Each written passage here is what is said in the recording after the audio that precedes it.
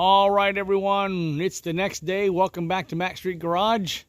As you can see, there aren't too many clouds in the sky that way, more of them that way, and that is the east, and it's right about 9:05. So I'm outside right now. I've dried off wiped off the dew off of the roof of the car. You can see that the rust reformer has made all of the rusty areas darker. I am just going to put another coat over top of it. You can see, though, that I didn't quite get all of the clear coat that was on there off. I think that'll be okay. It's just one more coat of this rust reformer, and it should be okay. Now, what I was running into yesterday, and what you'll probably run into almost every time you use a regular rattle can, is this round straight spray valve. It basically puts out a shot like this, and you have to overlap that. So I figured there had to be a if they made fan tops for rattle cans, there has to be a place where you could order them, and there is. I just don't want to have to order 24 of them. I only need 1 or 2. So then I kept on researching online, and I found this guy who does the art on the wall, not graffiti, but sprays art on walls when people want him to, paint murals and things on walls.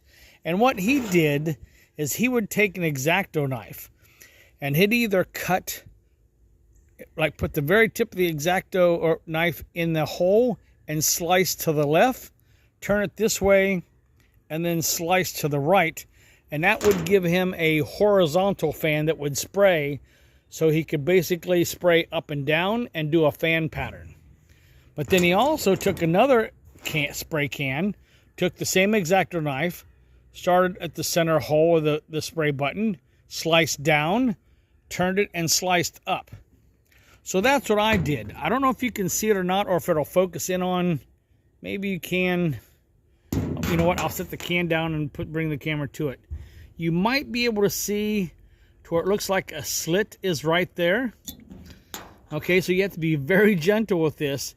You just put the point in, and you just barely wiggle it down, and then you turn it and wiggle it up. So now you can see I have a vertical fan, which means it goes like this.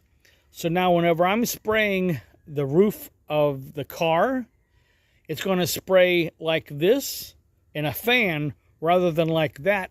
It'll make it much easier for me to spray on the cover.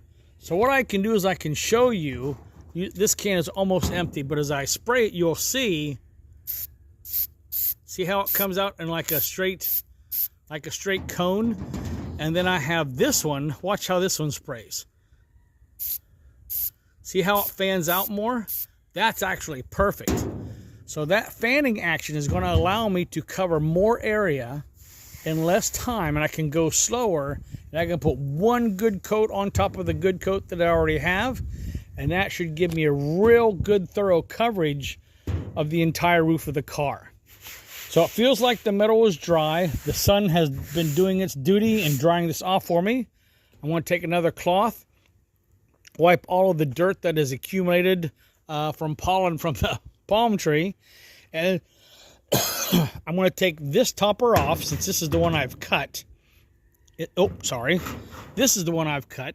You should be able to see that, right? Change this top with the other full can that I have, and get to spraying. So stand by, and I'll show you in just a moment. And we're back.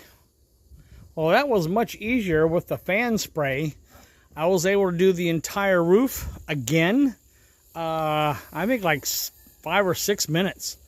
So this works. It's very good making that little slit on that nozzle. The only bad thing is more paint comes out.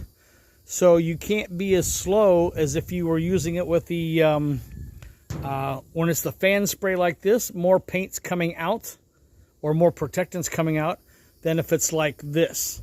But when it's like this, you have to go slower to get more coverage. With this, you can go faster and you cover more. So I guess it's sort of a trade-off.